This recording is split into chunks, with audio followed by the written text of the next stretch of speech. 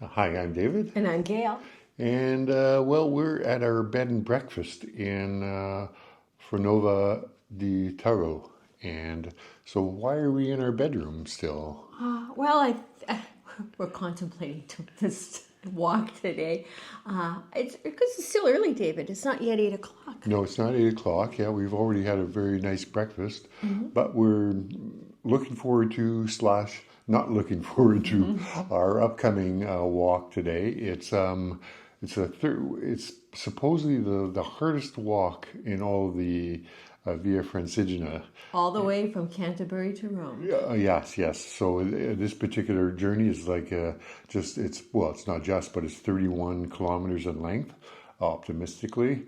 It has some really severe climbs and declines Yes. associated with it. Mostly climbs today. The Yeah, yeah. declines come tomorrow. However, Yeah. the big problem is that we're in the middle of a really severe rainstorm, so just making things a little bit more treacherous. And we've actually toyed with the idea of not doing it. Actually, just avoiding this part of the journey and or skipping it more or less, and instead going to Parma for the Yeah, day, Parma which for the is day pretty attractive option. for a holiday. Yeah, yeah. But we've sort of decided that, well, maybe what we'll do is we'll tough it out. We're not going to do. We're going to try to avoid the trails as much as possible because they're known to be slippery on when they're wet, and they're definitely going to be wet today. And instead, we're going to stick on the road. I mean, the trail takes quite a bit of It a does. road. Yeah. And we've spoken with our bed and breakfast host, and she assures us, or she said, yes, these are minor roads. You're likely not going to see too much traffic. So we're hoping it's not going to be like the traffic we saw 2 days ago, Right. which was really It doesn't. horrendous. It doesn't seem to be that way. So that's the setup. We're just about to put our clothes on, all our rain gear on, and head out. We thought we'd do this while it's nice and dry. And there may not be too much footage. We'll see, but there I probably will will try. be not be too much footage en route just Yeah. because it's going to be on a public road. I will do my best though to Oh get you dear, that footage. no, you don't need more hairiness. Okay. Okay. All right. So that's what we're doing right now. We're For sure. contemplating our fate, and we'll talk to you later. See you on the trail.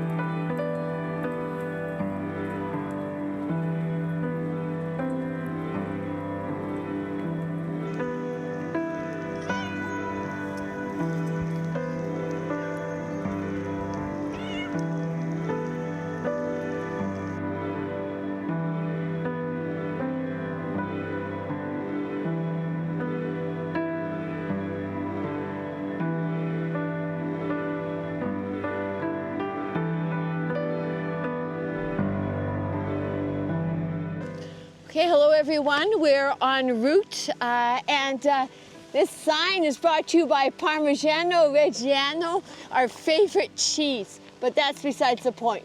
We have 30 kilometers to walk today. We started up here in Fornova and we're going down here to Berceto. And we are here in Tarenzo. So far we have walked 12.75 kilometers and we've had an ascent of about 500 meters. Now this is a point where we have to make a decision because it's raining pretty hard. We could stick to the roads, which are more gentle in terms of elevation, but it's longer and we're not quite sure how much longer. Nearby there is the Via Francigena trail that takes us over terrain. And we think we're going to do that for a little while as long as it's going up. At a certain point going up, we can go to a paved road, and so it's a kind of a compromise. We don't feel too great about doing declines in this slippery weather. So stay tuned and see what happens.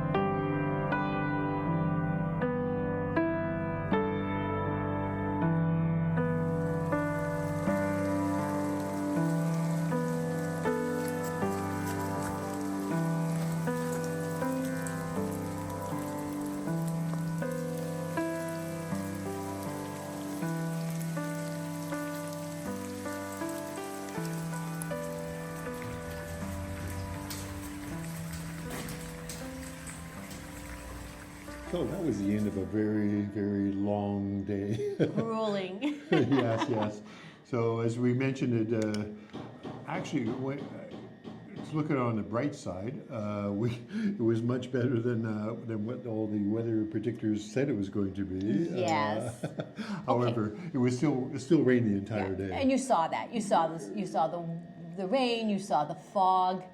So it certainly did rain, and it Relentlessly. relentlessly did not stop, and so especially on a day when you have a pretty, it's a lot of challenges. Just even if it was dry, it's a 31-kilometer day with 1,000-meter climbs, elevation gains. So it had its challenges right from the get-go, and although the rain just sort of plowed into that or onto that. Now we were able to kind of shimmy. What we did was we mostly kept to roads, and actually a good portion of this route is on roads anyways. But when it went into forests, we kind of declined that because we knew they were going to be very, very slick and steep.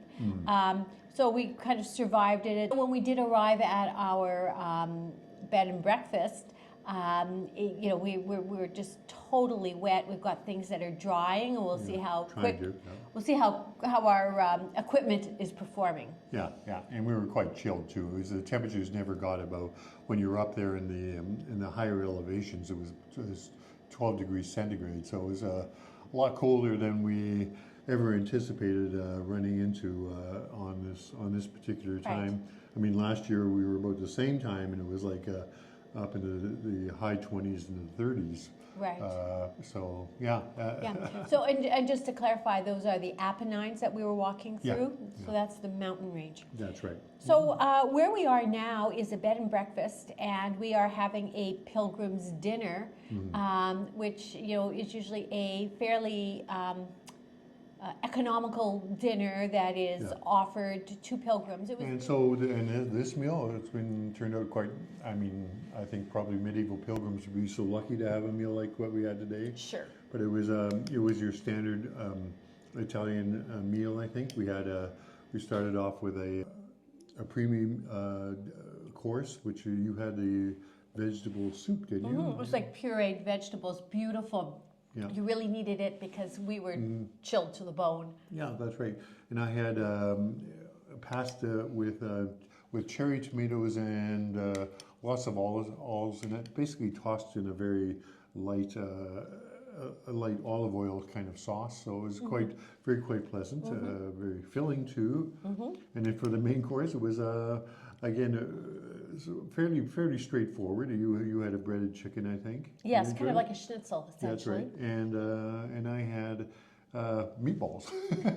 And then we both had sides, and David's side was what they called a cabbage salad, which I guess was essentially coleslaw. And I had mixed sweet and sour, that's how they described it, mixed sweet and sour peppers. That's right. So Seemed very more nice. Sweet than sour, didn't it? Definitely. And then our dessert is ice cream. David chose the chocolate, I've got the vanilla, and we're drinking an Americano. And I think probably topping off today's meal was